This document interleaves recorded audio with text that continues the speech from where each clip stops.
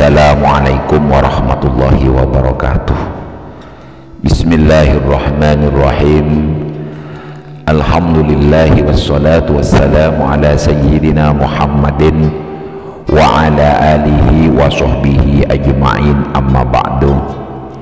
Alhamdulillah, para sahabatku semuanya, doa Al-Fakir untuk para sahabat semuanya. Semoga para sahabatku semuanya diberikan rizki yang halal barokah, usahanya dilancarkan, dan keluarganya dijadikan sakinah mawaddah. Pada video kali ini Al-Fakir akan menyampaikan orang-orang yang berhak menerima sedekah subuh. Namun sebelum Al-Fakir menjelaskan siapa saja orang-orang itu, terlebih dahulu kita harus mengetahui apa yang dimaksud dengan sedekah subuh itu. Jadi sesuai dengan namanya, sedekah subuh adalah orang yang memberikan kelebihan harta kepada orang yang berhak di waktu subuh atau selepas sholat subuh. Waktu ini adalah waktu yang mustajab dan terbaik untuk melakukan kebaikan. Kelebihan dari sedekah subuh itu bisa mendatangkan pahala, didoakan oleh malaikat, didekatkan pintu surga, dikabulkan semua doanya. Lantas siapa saja yang berhak menerima sedekah subuh itu? Yang pertama adalah diri sendiri. Sedekah tidak harus memberikannya pada orang lain, apalagi jika masih belum berkecukupan. Orang pertama yang diberi sedekah yaitu diri sendiri. Hal ini berlaku jika orang tersebut memang kurang mampu. Jadi mengusahakan dan mencari uang untuk diri sendiri itu termasuk sedekah. Penjelasan ini didasarkan pada hadis yang mengungkapkan bahwa Nabi Shallallahu Alaihi Wasallam pernah bersabda, jika salah satu di antara Anda miskin, hendaklah dimulai dengan dirinya. Hadis riwayat Ahmad dan Muslim. Jadi berdasarkan pernyataan hadis di atas, jelaslah bahwa perlunya untuk mempertimbangkan kondisinya terlebih dahulu ketika bersedekah. Jika tidak mampu memenuhi diri sendiri, maka tidak mengapa bersedekah kepada dirinya. Namun jika memiliki kelapangan rezeki, barulah bisa membagikannya kepada orang yang membutuhkan. Dari sini tampak jelas bahwa setiap orang bisa bersedekah meskipun bukan dengan harta, dan berbagai bentuk lainnya yang bisa dilakukan. Semisal sedekah pakaian yang tidak dipakai kepada orang yang membutuhkan. Pakaian itu tidak harus dibeli sehingga pakaian bekas pun bisa bermanfaat dan mendatangkan pahala. 2. Bersedekah subuh kepada anak-anaknya. Berdasarkan kitab Sayyid Sabiq yang berjudul Fiqhus Sunnah, di situ menyebutkan tentang siapa yang paling layak menerima sedekah, yaitu anak. Setelah anak barulah keluarga dan kerabatnya. Hal itu juga diketahui dari hadis Nabi yang diriwayatkan oleh Imam Muslim dan Abu Daud.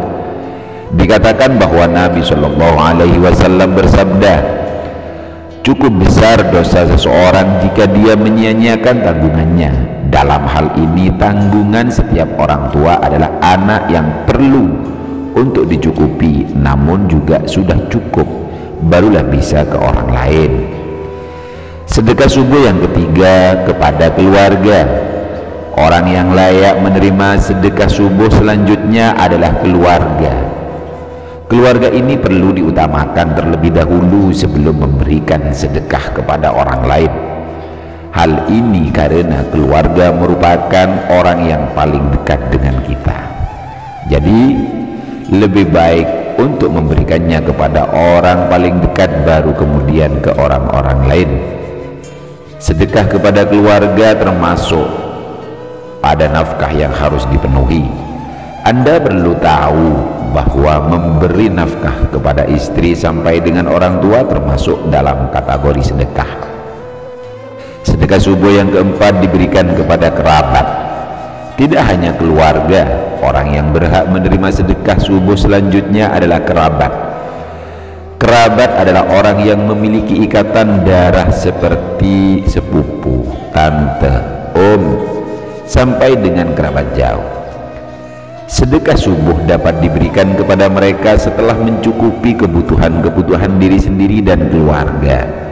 Memberi sedekah subuh kepada kerabat juga disarankan oleh Nabi Muhammad SAW. Keutamaan memberikan sedekah kepada orang lain: memiliki hubungan keluarga, memiliki 2 pahala, 1 pahala sedekah dan 1 pahala lagi silaturahmi, karena memberikan sedekah pada keluarga tentu akan mengeratkan jalinan persaudaraan. Sedekah subuh yang kelima diberikan kepada tetangga. Jika sudah ke kerabat, orang yang berhak menerima sedekah subuh lainnya yaitu tetangga.